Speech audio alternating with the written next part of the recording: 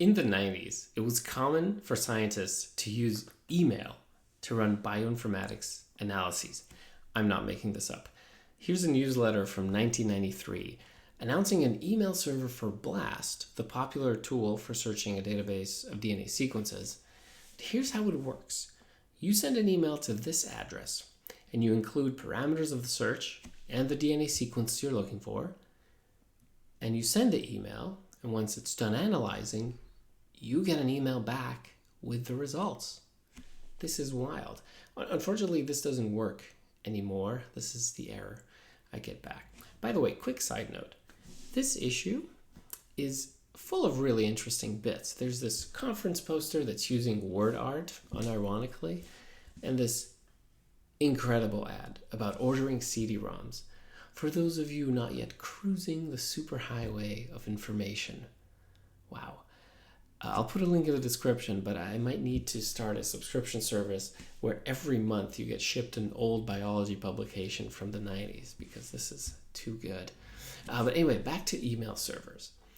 I find this idea amazing because I would have never thought to use email as a user interface or an API, but that's what it is.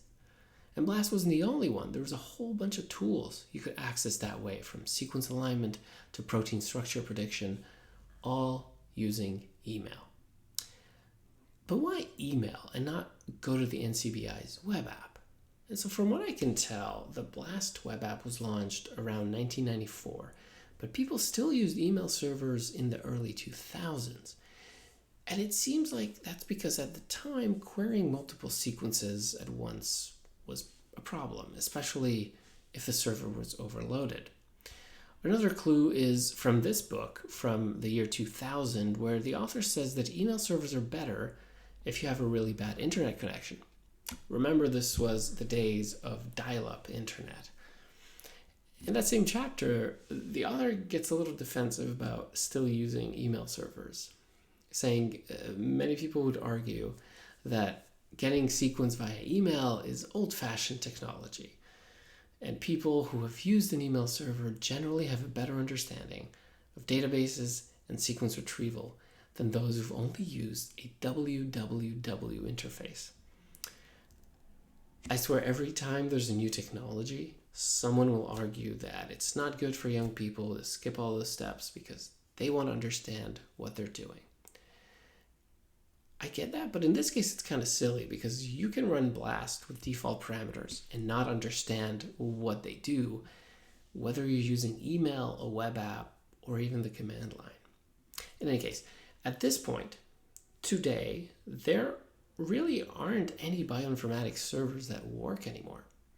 And that's a shame, because I, for one, would love to relive this moment in bioinformatics history that I did not get the chance to witness.